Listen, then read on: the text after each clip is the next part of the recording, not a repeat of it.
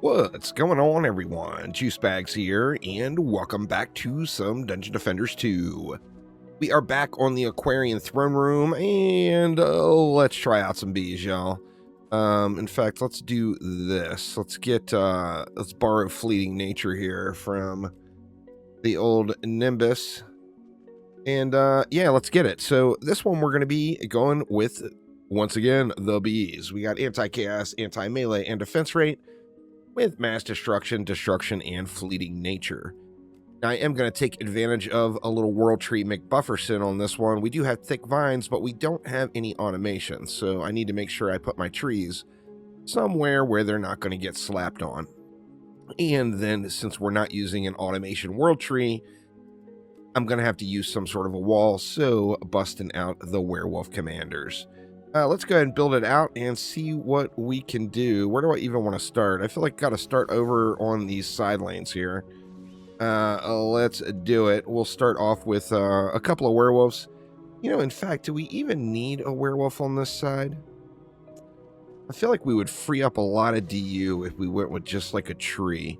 Now, if I do that, something is going to leak and it's going to smack over here. So let's just go ahead and go with the werewolf.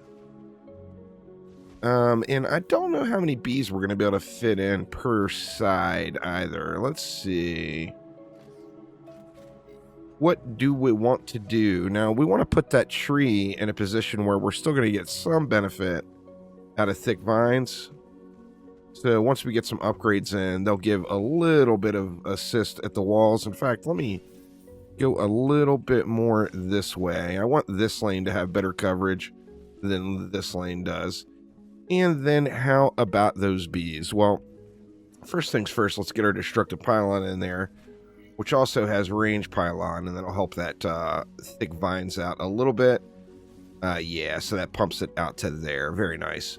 All right, so let's get, I mean, how many bees are we going to use? We've been using 3 Nimbus. That would be 180 DU. So, I mean, if we went with that same type of setup, we'd be able to use 6 bees.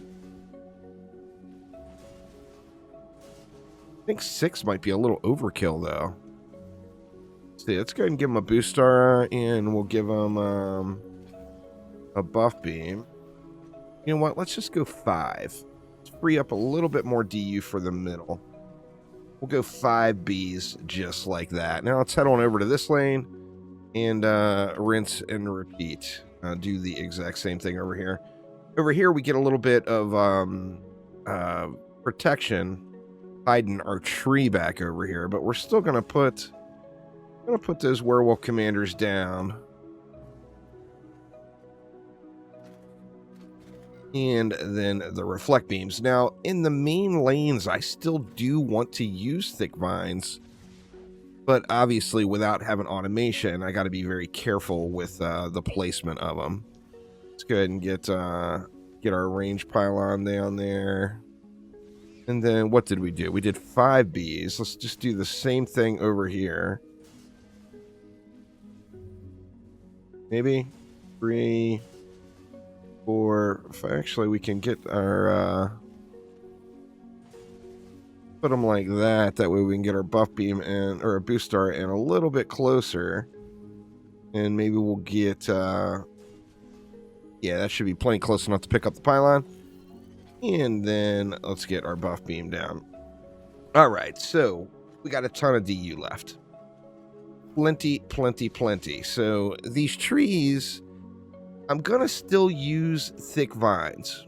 Even though I'm not going to put bees on every stack here, I'm still going to put thick vines out there. Now, the way I've got these placed, they're still going to take shots from ranged enemies, I'm pretty sure.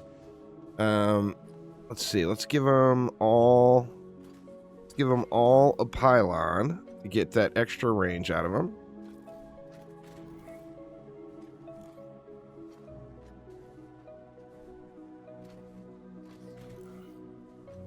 And then how do we want to set the bees? I feel like we do a stack over here and a stack over there.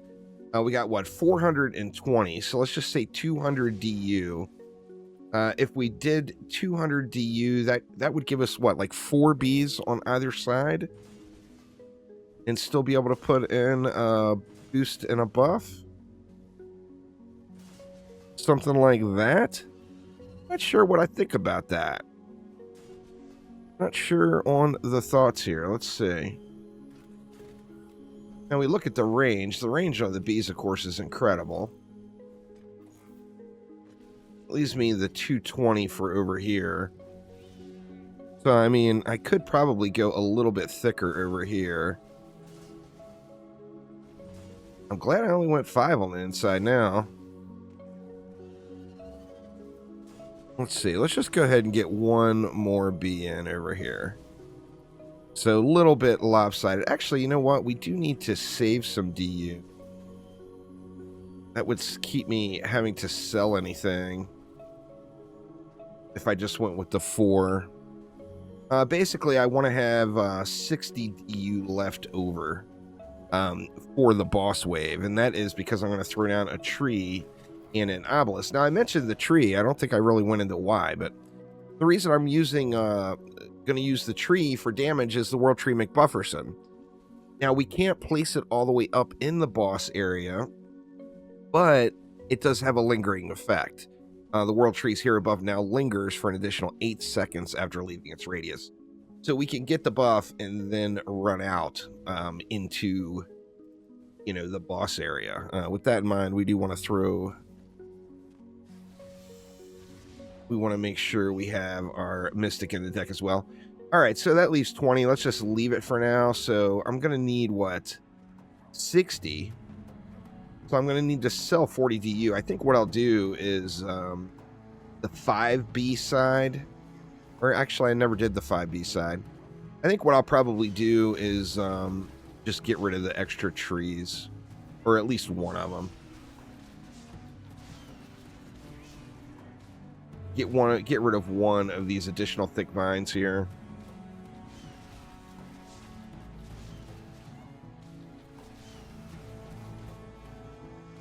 See how we're doing back over here. Actually, seems to be doing fairly decent. Getting, you know, a little clearing in it there. Yeah, I think this is probably going to work out just fine. We'll let it fly here, though, and see how it goes for a couple of waves before we bother jumping on. Seems like it gives the bees more than enough room to clear out the bulk of the enemies. So the only thing we really need to worry about is these side lanes.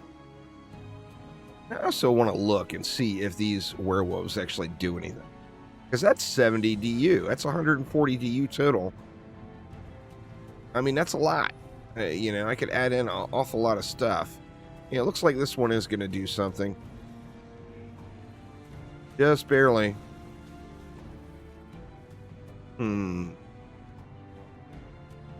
Debatable whether or not we need those walls there. In fact, could I get away? That would actually be my DU right there if I just got rid of 2 of those werewolves and just slapped down a tree instead. Now, once again, my tree is not going to have any sort of healing at all. But I think I'm fine with that. Let's do that. Let's adapt and not waste so much DU. The werewolves are so cool. Such a mighty, mighty wall, but they are expensive. There's no doubt there. So let's go with a tree here. We'll pop 1 upgrade on it. And then should have thrown a few upgrades in there while I was there. We'll just do it by here.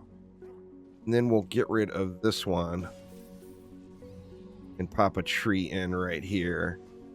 Now I guess the conversation is, do you move this tree further over to get more value out of thick vines on that lane? I think that's a pretty fair conversation to have, because we're not getting a whole lot of value out of it. Let's get 1 more upgrade in. That should be at max range, right? Close. Really, really close. All right, and then what else do we want to do? Well, all we did was upgrade the tree, huh? You know what? Let's go one more even, and we'll really take advantage of thick vines over there for the pack. Let's do the same thing over here, and then we'll dump everything else into the center area. 3 upgrades in, we're at max range. That should give a lot of AoE clear versus the little fodder that's rolling out. That doesn't leave me very much mana, but let's just hit 1 upgrade on each one of these trees too. Okay, so now I've got 80 D, which is enough for what I want to do for the boss fight when it comes boss time. So good stuff there. Let's just monitor it here and see how it goes for one more wave.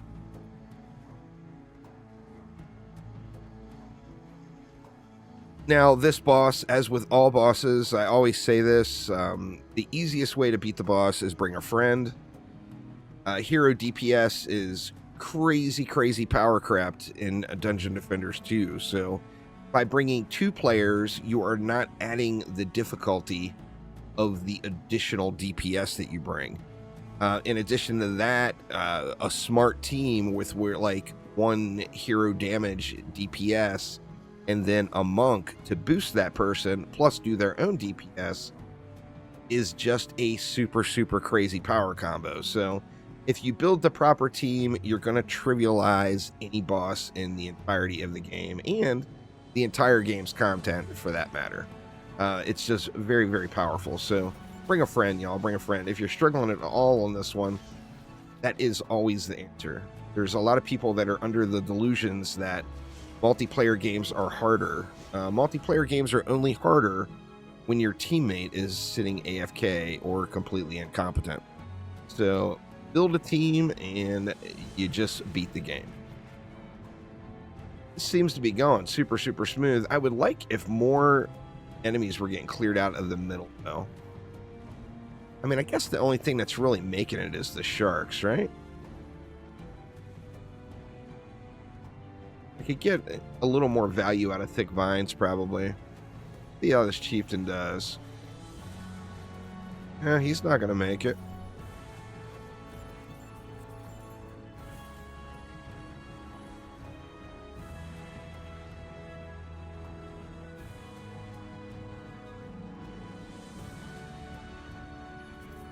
Yeah, it seems pretty smooth sailing. So, I mean, as far as the build holding, you know, I've got plenty. I think I'll have plenty of time during the boss wave to wow, how did these guys die all the way out here?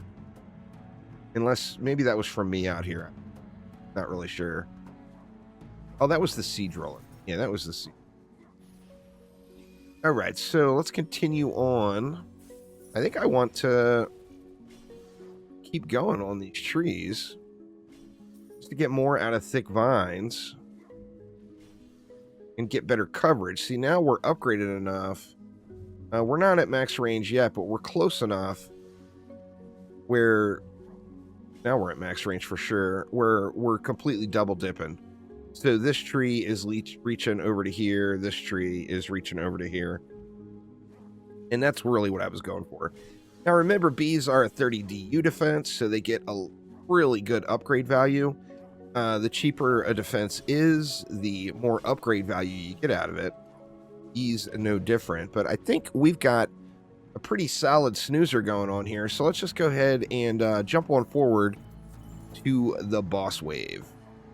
All right, and here we go. It is a boss killing time. Now, I need to throw in a obelisk and a tree. I want to get those as close into the boss arena as I can get them. So let's let King Aquarion do his thing here.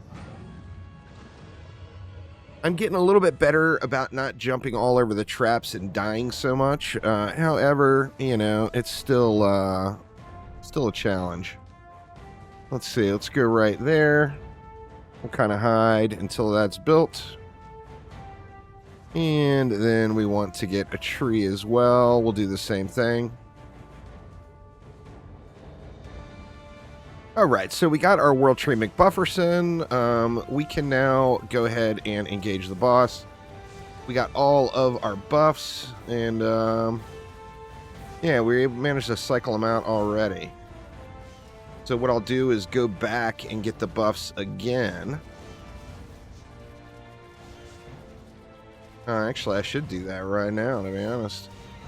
Getting through these trees, getting through the tentacles a little bit easier here. Actually, let's do that. Let's grab the buff. I wasted my pet. And then we'll have some leftovers, hopefully, for the boss here. Speaking of buffs, it helps if I place my own buff, huh?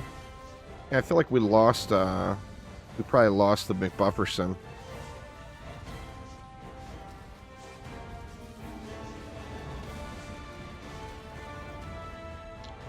Freezing me up, but he is dead from the dot. So, pretty smooth boss rotation there. Just taking advantage of some hero buffs. The Obelisk and the World Tree McBufferson for the win. Now, let's see what we got right here. See what kind of hotness is in the box. Let's see. We got the Coral Sword that time with Rogue Wave. Super low move or swing speed multiplier or modifier. There's another gray shark cat. Maybe I'm just having a lot of luck, but I don't feel like these things are super rare. I don't even feel like the slimy ghost cat. I grinded the crap out of that map, and I feel like I got a bunch of those. But these, it seems like I get one every 2 or 3 runs. I don't know if I'm just getting some absurd luck or what. But anyway, there we go, y'all. Some bees in the Aquarion throne room. So thanks an absolute ton for watching. Have a wonderful weekend, and I will see you soon. Take it easy.